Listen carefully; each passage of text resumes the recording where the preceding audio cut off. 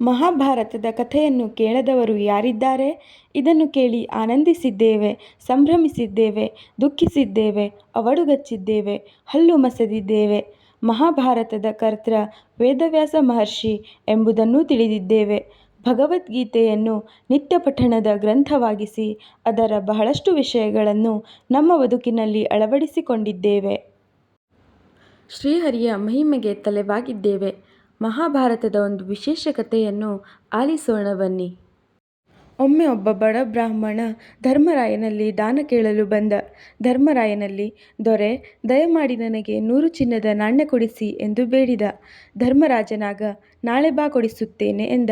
ಆ ಯಾಚಕ ತಲೆಯಲ್ಲಾಡಿಸಿ ಹಿಂದಿರುಗಿದ. ಇದನ್ನು ಧರ್ಮರಾಜನ ಪಕ್ಕದಲ್ಲೇ ಇದ್ದ ಭೀಮಸೇನ ನೋಡುತ್ತಿದ್ದ. ನಕ್ಕ. ಅಣ್ಣನಲ್ಲಿ ಏನೂ ಹೇಳದೆ ಸಮೀಪದ ಬಾಗಿಲ ಬಳಿ ಇದ್ದ ಹೆಬ್ಬೇರಿಯನ್ನು ಜೋರಾಗಿ ಬಡಿದ. ಅದು ವಿಜಯಕಾಲದಲ್ಲಿ ಬಡಿಯುವ ಹೆಬ್ಬೇರಿಯಾಗಿತ್ತು. ಧರ್ಮರಾಜನಿಗೆ ಹೆಬ್ಬೇರಿ ಬಡಿತ ಕೇಳಿಸಿತು. ಅಚ್ಚರಿಗೊಂಡ. ಹೆಬ್ಬೇರಿಯನ್ನು ಬಡಿದದ್ದು ಭೀಮಸೇನ ಎಂದರಿತು. ಕರೆದು ಕಾರಣ ಕೇಳಿದ. ಭೀಮನಾಗ, ಅಣ್ಣ, ನನಗೀ ದಿನ ಬಹುಶ್ರೇಷ್ಠ ಗೆಲುವೊಂದು ಲಭಿಸಿದೆ. ಇಂಥ ವಿಜಯ ಈ ಜಗತ್ತಿನಲ್ಲಿ ಈ ತನಕ ಬೇರಾರಿಗೂ ಸಿಕ್ಕಿರಲಿಕ್ಕಿಲ್ಲ. ಇಂದೆನಗೆ ಮೃತ್ಯುವಿನ ಮೇಲೆ ಒಂದು ದಿನದ ಗೆಲುವು ದೊರೆತಿದೆ ಎಂದು ಬೀಗಿದ. ಧರ್ಮರಾಜನಿಗೆ ಅರ್ಥವಾಗಲಿಲ್ಲ. ಸಿಡುಕುತ್ತಾ ಭೀಮನಲ್ಲಿ, ಇದೇನಿದು ಹುಚ್ಚುಚ್ಚಾಗಿ ಆಡುತ್ತಿರುವೆ? ನಮಗಾರಿಗೂ ಅರಿವಿಗೇ ಬಾರದಂತೆ ಯಾವ ಗೆಲುವನ್ನು ಪಡೆದೆ?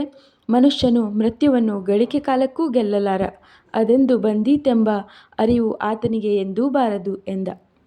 ಧರ್ಮರಾಜನ ಮಾತಿಗೆ ಭೀಮಸೇನ ನಗುತ್ತಾ, ಅಣ್ಣ, ನೀನಾ ಯಾಚಕನಿಗೆ ಆತ ಬೇಡಿದ್ದನ್ನು ನಾಳೆ ಕೊಡುವೆ, ನಾಳೆ ಬಾ ಎಂದು ಹೇಳಿ ಕಳುಹಿಸಿದೆ.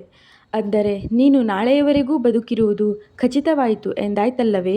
ಮೃತ್ಯುವಿನ ಮೇಲೆ ಒಂದು ದಿನದ ಗೆಲುವು ಸಾಮಾನ್ಯ ಮಾತೆ? ಇದಕ್ಕಿಂತಲೂ ಪರಮಶ್ರೇಷ್ಠ ಗೆಲುವು ಈ ಜಗತ್ತಿನಲ್ಲಿ ಬೇರಾವುದಿದೆ ಎಂದನು. ಧರ್ಮರಾಯನಿಗೆ ಭೀಮಸೇನನ ಮಾತಿನ ಮರ್ಮ ಅರಿವಾಯಿತು. ತನ್ನಲ್ಲೇ ನಾಚಿದನು. ಶ್ರೀಹರಿ ಕೊಟ್ಟದ್ದನ್ನು ಕೊಡಲು ನಾನೇಕೆ ಹಿಂಜರಿದೆನೆಂದು ತಳಮಳಗೊಂಡನು. ತಕ್ಷಣ ಹಿಂದಿರುಗಿ ಹೋಗುತ್ತಿದ್ದ ಆ ಯಾಚಕನನ್ನು ಕರೆಸಿದನು. ಆತನಿಗೆ 100 ಚಿನ್ನದ ನಾಣ್ಯಗಳನ್ನು ಆಗಲೇ ಕೊಟ್ಟು ಕಳುಹಿಸಿದನು. ಮನದಲ್ಲೇ ಕೃಷ್ಣಾರ್ಪಣವಾಯಿತೆಂದು ಬೀಗಿದನು. ನೀತಿ: ನಾಳೆ ಬರುವುದೆಂಬ ಖಚಿತತೆ ಇಲ್ಲ.